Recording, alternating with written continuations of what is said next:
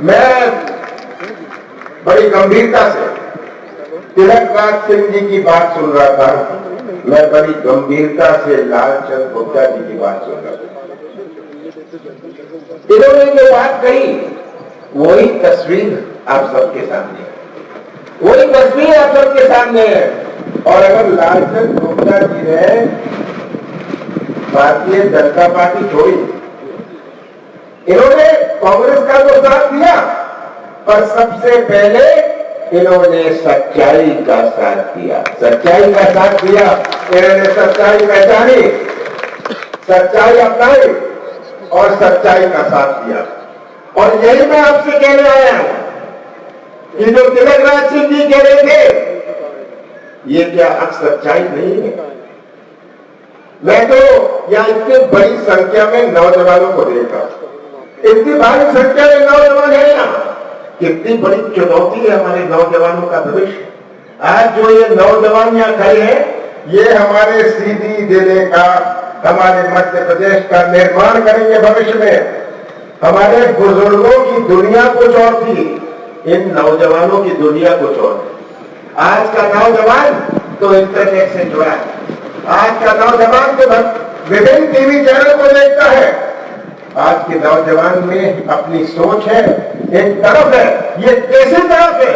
ये तरफ नौजवान की ठेके की नहीं है, कमीशन की नहीं है। आज का नौजवान तो व्यवसाय का मौका या अपने हाथों को काम करता है। और यही आज हमारी सबसे बड़ी चुनौती है कि आज का भटकता हुआ नौजवान, उसके सामने क्या उपाय है, उसका भविष्य कैसे उज्जवल होगा। पिछले 15 सालों में दुर्भाग्य तो यह है कि जितने उद्योग मध्य प्रदेश में लगे नहीं, उससे ज्यादा उद्योग तो बंद हो गए। क्यों बंद हुए? क्यों निवेश आया अपने मध्य प्रदेश में? क्योंकि मध्य प्रदेश में 15 साल किसी को विश्वास नहीं। ये कारण था कि आज मध्य प्रदेश के नौजवान जिले जिले में जाओ, इतनी बड़ी संख्या में नौजवान, आज का नाम भटकता हुआ नौजवान जिसके साथ में कोई उपाय थे। ये हमारी सबसे बड़ी चुनौती है, क्योंकि ये हमारे भविष्य की चुनौती है। हमारी चुनौती कृषि देश की भी है। मध्य प्रदेश में 70% लोगों का जीवन आधारित है कृषि क्षेत्र पर। जिसकी गांव में जिसकी किराना की दुकान है, उस किराना की दुकान का व्यापार चलता है जब किसानों के पास खरीदने की ताकत हो, किसानों के पास क्रय शक्ति हो। 70% लोग जो मजदूर है, जो कोई मरम्मत का काम करता है, जो ट्रैक्टर चलाता है, इसका जीवन आधारित है कृषि क्षेत्र में। हमने वचन दिया था कि हम किसानों का कर्जा माफ करेंगे और मुझे खुशी है ये हमने अपना वचन जो पूरा किया। हमारा वचन था कि हम 50 लाख किसानों का कर्जा 2 लाख रुपए तक माफ करेंगे। केवल डिफॉल्टर का नहीं, पर जिनके चालू खाता है। देश के इतिहास में ऐसा कभी नहीं हुआ कि जिनका चालू खाता भी है, जो डिफॉल्टर भी नहीं है, उनका भी कर्जा माफ करेंगे। और आज तक 22 लाख किसानों का कर्जा माफ हो चुका है। लोकसभा का चुनाव आया, आचार संहिता आई, इसमें रोक रखावट है। और जैसे चुनाव खत्म होते हैं और आचार संहिता समाप्त होती है, हम अपने 50 लाख किसानों का कर्जा माफ करेंगे। ये हमारा वचन था। और हमने पिछले 100 दिन हमारे हुए हैं। और इन 100 दिनों में आपने सुन लिया, मैं दोहराना नहीं चाहता हूं। हमने अपनी नीति और नियत का परिचय दिया।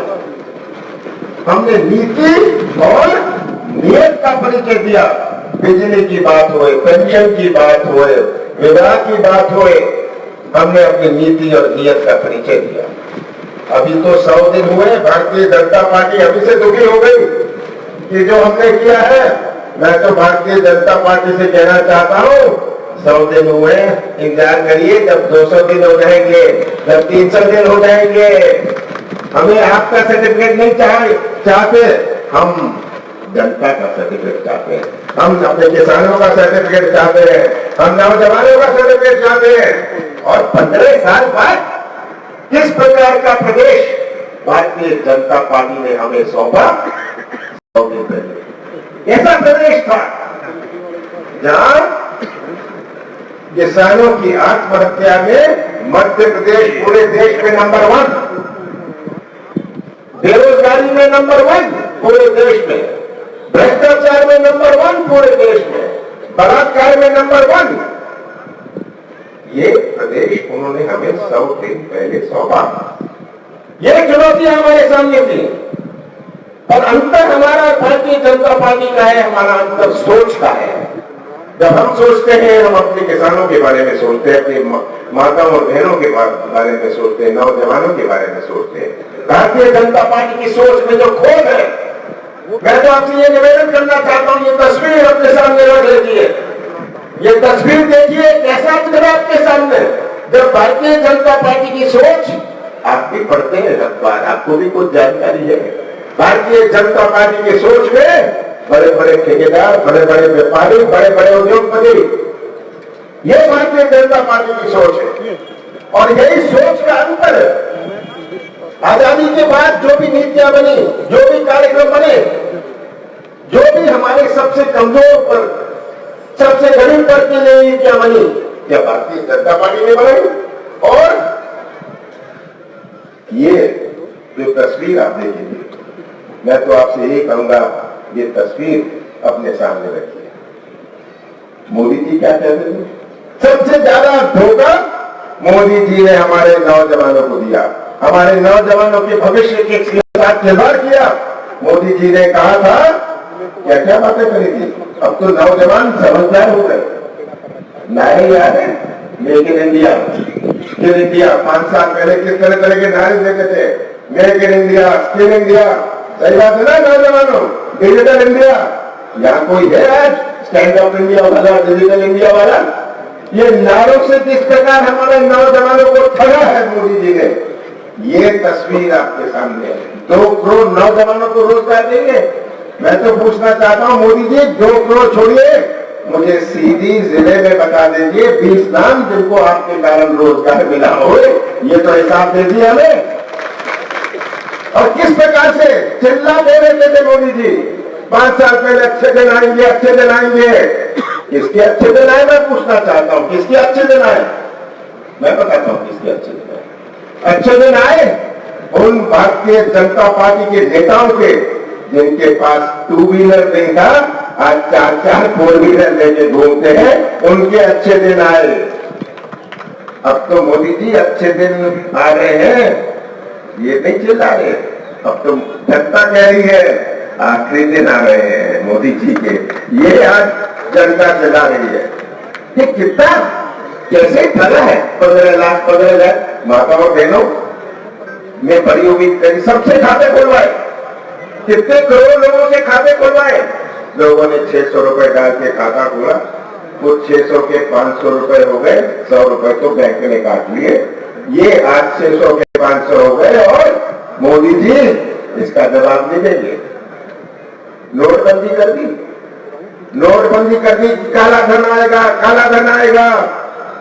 काला धन को सफेद कर दिया। माताओं और बहनों को भी कष्ट हुआ, व्यापारी और व्यवसाय, छोटे छोटे व्यवसायी वालों को तो कष्ट हुआ, पर माताओं और बहनों को भी कष्ट हुआ जिन्होंने 10-15 हजार रुपए छिपा के रखे थे ना, 10-15 हजार रुपए छिपा के रखे थे कि बेटी की शादी के लिए, कोई बीमारी के लिए। आज माताओं और बहनों को भी ये 10-15 हजार रुपए निकालने पड़े, सबको कष्ट दिया। और आज हिसाब किताब कुछ नहीं, आज उसकी बात नहीं करेंगे। मुझे सुना मोदी जी आने वाले, सीधी जिले में आने वाले।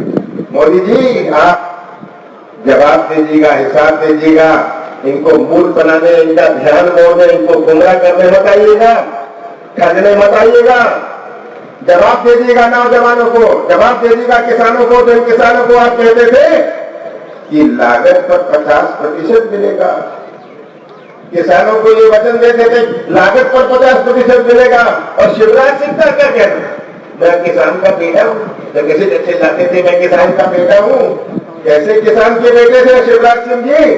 जहां आप किसान के पेट में तो मारते हैं लात और छाती में मारते हैं गोली, और आप कहते हैं, छाती ठोक के कहते हैं बच्चे किसान का बेटा। ये आपको समझ नहीं है बात। मोदी जी आएंगे, क्या बात करेंगे?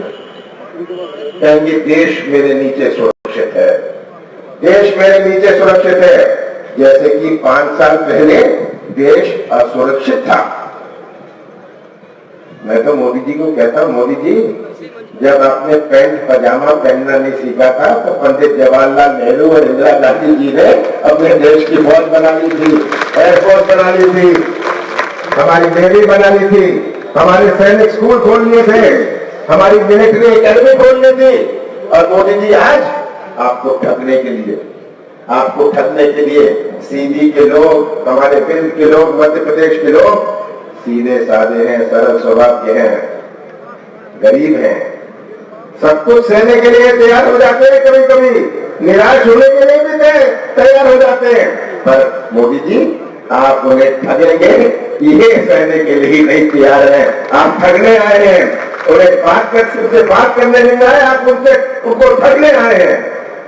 और इस दफे तो मैं आप सबसे निवेदन करता हूं कि अपने भविष्य को सुरक्षित रखें, मिलकर अपने हितों की रक्षा करें। हमने तो अपनी नीति और नियत का परिचय 100 दिन में दिया है। शिवराज सिंह जी के 15 दिन, जी के 5 साल आपके सामने है, और यही तस्वीर अब अपने सामने रखिएगा। सच्चाई पहचानिए, सच्चाई अपनाइए। ये भड़काने की बात करेंगे मोदी जी तो क्या उन्होंने किसान की बात सुनी? जब किसान चिल्ला रहा था, आत्महत्या कर रही थी, इनको किसान की पीड़ा उस समय नहीं सुनाई पड़ी, इनके कान नहीं चलते। नौजवान भटकता हुआ नौजवान नहीं दिखा, इनकी आंख नहीं चलती, कान नहीं चलते, आंख नहीं चलते, मुंह बहुत चलता है इनका। ये मुंह चलाने आएंगे, आपको ठगने आएंगे, सावधान रहिएगा। और राहुल सिंह जी जो है, राहुल सिंह जी की क्षमता आप जानते हैं, राहुल सिंह जी को की क्षमता जानते हैं। अगर यहाँ विकास का एक नया इतिहास बनाना है, सीधे जिले को मैं आज आश्वासन देता हूं कि हम सीधी जिले के विकास का, आपकी विस्थापन की बात हो, आपकी सच्चाई की बात हो, हमारे नौजवानों की भविष्य की बात हो, कमलनाथ आपको कह रहे हैं, कमलनाथ आपको कह रहे हैं कि हमारा पूरा ध्यान, हमारी प्राथमिकता आपकी ओर होगी। क्योंकि सीधी जिला, मैं तो 41 साल पहले की बात कर रहा हूं, जब मैं अर्जुन सिंह जी को मिलने यहाँ आया करता था। अर्जुन सिंह जी मेरे मार्गदर्शक भी रहे, और अर्जुन सिंह जी, मुझे याद है यहाँ की टूटी फूटी सड़कें, मुझे याद है हम गांव में घुसते थे, पूरा गांव देखने आता था, कौन आ गया, कौन आ गया, क्योंकि जीप से जाते थे, गांव देखने आता था कौन हो गया। उस समय ये फोन थे नहीं, फोन चलते नहीं थे। और अब तो गांव में जाएं, सड़क भी है, लोग दरवाजा बंद कर लेंगे, कहिए धूल बहुत आती है। तो आज मैं अपनी जवानी भी याद करता हूं, जब मैं फिर से सीधी जिले में आया हूं। मुझे पूरा विश्वास है कि हम सब मिलके मध्य प्रदेश की हितों की रक्षा करेंगे, अपने भविष्य की रक्षा करेंगे। और इस दफे बहुत दिनों बाद सीधी जिले, सीधी निर्वाचन क्षेत्र का झंडा हमारे देश के संसद में लहराएगा। राहुल सिंह जी को आप अपना प्रतिनिधि बना के दिल्ली भेजेंगे, वो तो दिल्ली जाएंगे, आपकी सेवा करेंगे। याद है, दिल्ली में होंगे राहुल सिंह, भोपाल में होंगे कमलनाथ, और हम नया इतिहास बनाएंगे। आप सबका बहुत बहुत धन्यवाद।